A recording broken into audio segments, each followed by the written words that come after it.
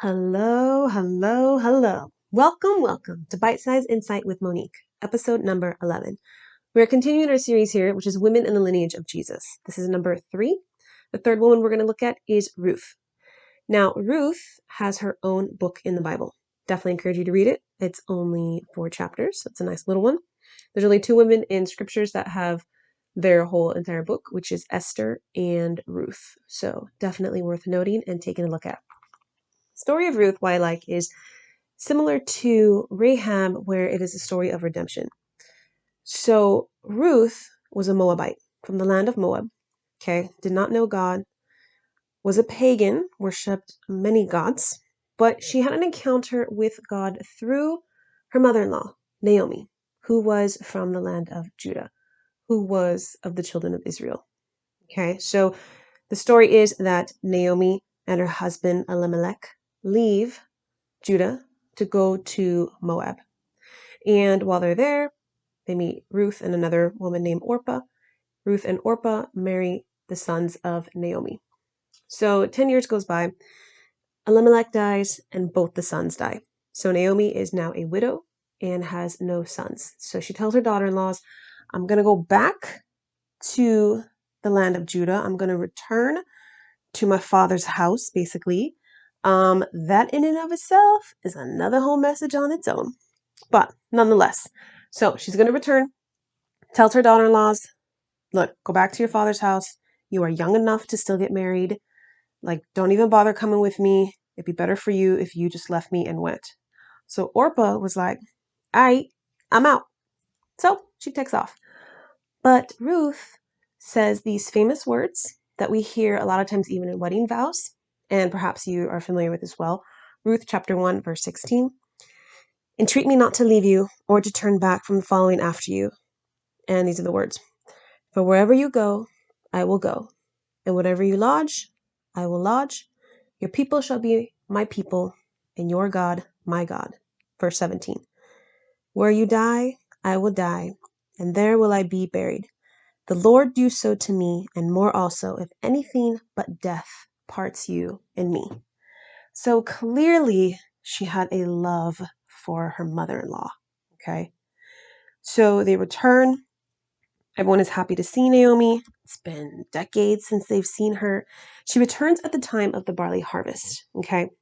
So right away, we see in chapter 2, Ruth goes to work to try to glean in a field, okay, to take care of her and her mother-in-law, basically. And she so happens, how many of you have had a so happen that God did, right? Like this just so happened. Because God's just wonderful like that. So she so happens to be in the field of Boaz. Boaz is a relative to Naomi's deceased husband. So she's in the field and people notice her. Boaz noticed her and inquired, and no doubt because she's from another country, most likely looked different. Okay. So Boaz was asked his people and he was like, so who is this chick? Who's that woman in my field?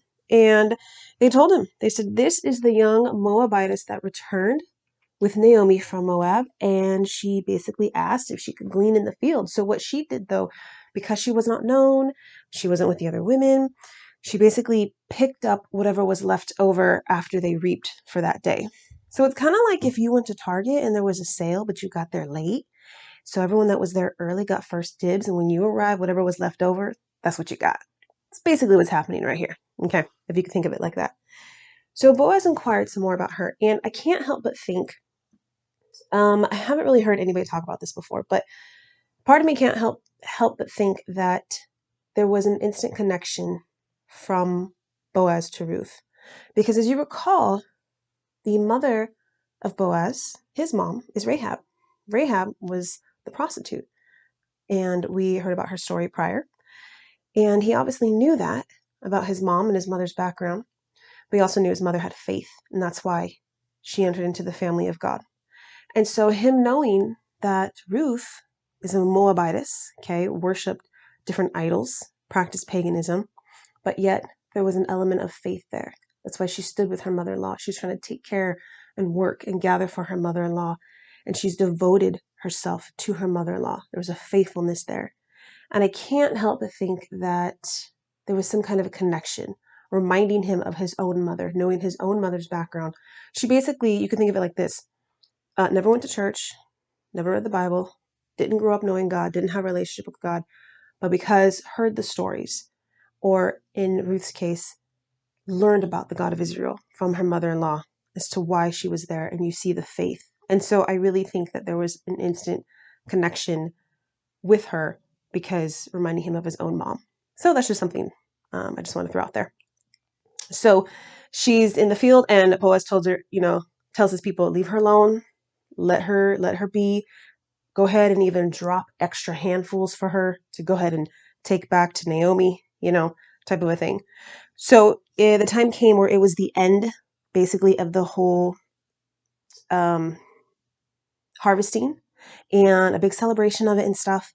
And Naomi gives Ruth some advice because they're going to go down to the threshing floor, and it's just a celebration of the end of the harvest, basically, is what you can call it. So Naomi says to Ruth, ladies, listen up. Okay.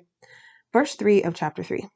Therefore, wash yourself and anoint yourself, put on your best garment, and go down to the threshing floor, but do not make yourself known to the man until he has finished eating and drinking. You know what she said? Girl, go take a shower, go put on some perfume, go put some makeup on, get dressed up, go look good, is what she said, and make yourself known to him. Now, while I am a firm believer that the man is supposed to be the pursuer, there's absolutely nothing wrong, ladies, with you looking good, letting it known that you are available and that you are even interested. I see nothing wrong with that. And that's exactly what Ruth did right here. Because when she waited for him to fall asleep and she laid down at his feet, is what she did. And let me read to you verse 8. Now it happened at midnight that the man was startled and turned himself, and there a woman was lying at his feet. And he said, who are you? So she answered, I am Ruth, your maidservant. Take your maidservant under your wing, for you are a close relative. Then he said, blessed are you of the Lord, my daughter, for you have shown more kindness at the end than at the beginning, in that you did not go after young men, whether poor or rich. And now, my daughter, do not fear. I will do for you all that you request, for all the people of my town know that you are a virtuous woman. Okay, so her character, her attributes had been on display. Her faithfulness had been on display, and he knew about it. And so what she's saying is like, yo, you like the next relative in line, I'm available. Basically is what she's saying. But as it goes on in chapter 3 and 4, that there was a relative closer related than Boaz was. So he meets with that man the next day.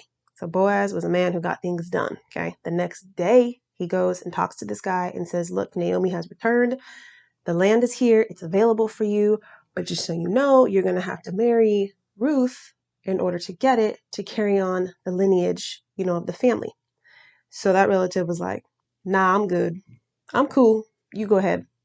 So thus, Boaz marries Ruth. And it's a story of redemption because here you had a woman who left everything she's known, her family, her country, her home, to be with a woman and to go to a place that she did not know, didn't know the customs, didn't know anything. But because her faith, but she saw something in Naomi and recognized that the God of Israel was God, she did it. And she did it by faith, is what she did. And that was recognized and that was seen because Ruth is the great grandmother of King David. So I just want to give you a little insight that God blessed her in the end because Boaz was wealthy, he was prominent, he was influential, he was integrous. So she was blessed in the end. So just encourage you, just that God can turn whatever situation around, do things that you would never even know, never even think about, and make it greater than you anticipated as you step out in faith. Okay? And so thus we see Ruth in the lineage of Jesus. So this is Bite Size Insight with Monique. If you have any questions, ideas, topics you want me to cover, please go ahead and send an email to info@moniquedeleon.com, or you can leave me a message in the Anchor app and leave it there for me. And I will do some research, dig in, and come back next time because we're going to talk about the fourth woman in the lineage of Jesus, which is Bathsheba. So